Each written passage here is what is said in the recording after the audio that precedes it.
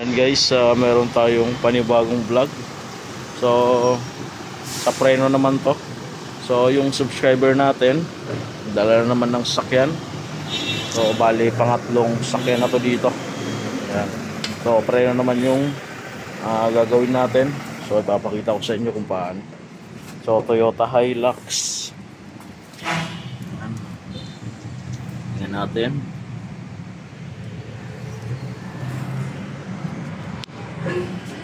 So ang problema nito, tumutunog.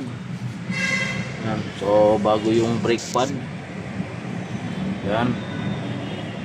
Bagong-bago yung brake pad. So magre-replace tayo nito. Itong rotor disc na to. So syempre magtatanggal muna tayo ng gulong. Yan guys. So yung brake pad niya napakakapal. Yan. Ang kapal niyan. Tapos itong rotor disc, so sunog na. So ang gagawin natin, re-replace tayo nito para mas maganda yung kapit. Yan. So tinatanggal lang muna. So kabilaan yan guys, dalawa yung i-replace natin. Yan. So kabilaan na guys, yan oh, makikita nyo sunog na sunog yung gitna, sunog na sunog, kaya ngayon tumutunog yung preno. Syempre nakabrembo siya. Magandang klase rin to. Ano sir, sunog na sunog oh. Hindi magandang pagkano no? Oo. Oh. Tapos alon-alon. Sabi ko na nga ba, palpak pa rin eh. So papantayin natin yan. Na yun ha? Sayang, init. ganda pa naman ng brake pad. Bagong kapit yan. Nakabrembo din. Guys, parehas na parehas. Yan. So sunog na sunog rin yung gitna.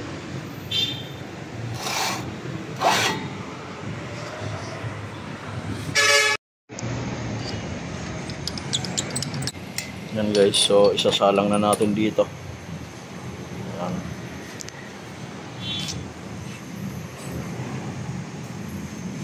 Yan. So papantayin natin yan para mas maganda yung kapit niya. Tapos para mas pantay.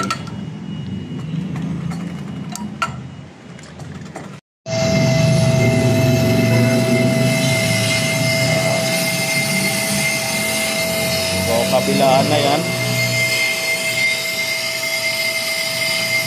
Kabilaan na yung talim niyan, kaya mas balance siya.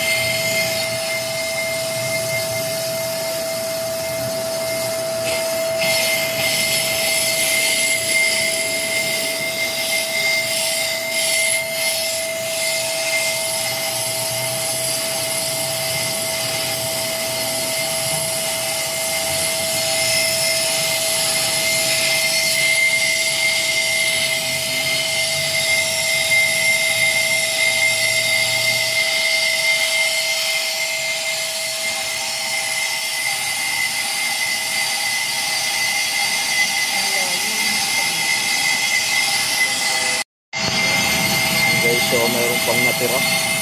So hindi talaga siya pantay. So dito, so mayroon natira konti dito sa gitna.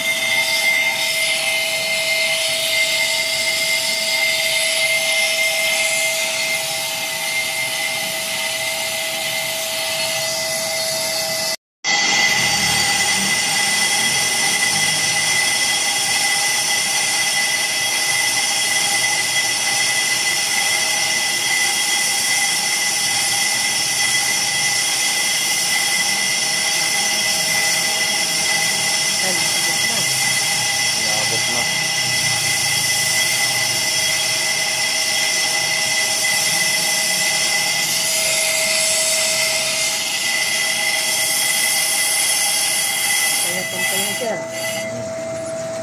Ayan guys, so napantay na siya.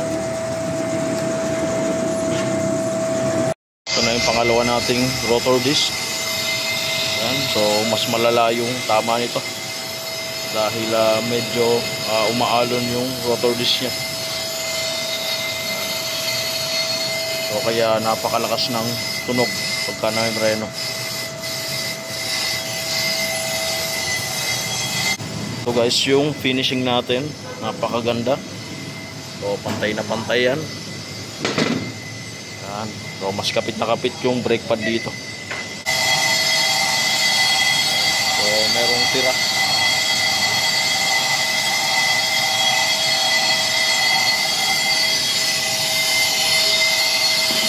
So ganun rin dito. So meron ding tira. So halata mo talaga na bengkong yung rotor disc.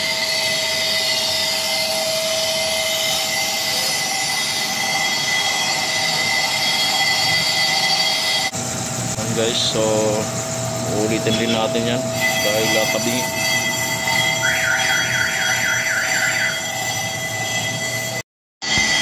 And guys, nawala na. So nakapantay na yan.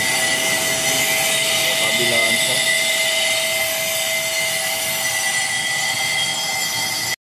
Yan guys, so ikakabit na natin. So para ma-road test na.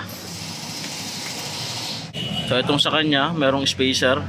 So syempre nag-upgrade na siya ng gulong. So yung ibang mga Fortuner, Hilux walang ganyan. Pagka mga nasa standard pa yung mag sila.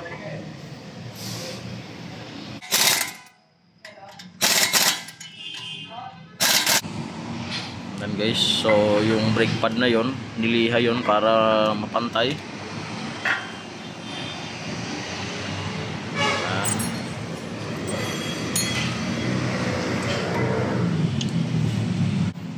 Yan guys, so ganda na. So naliha na to.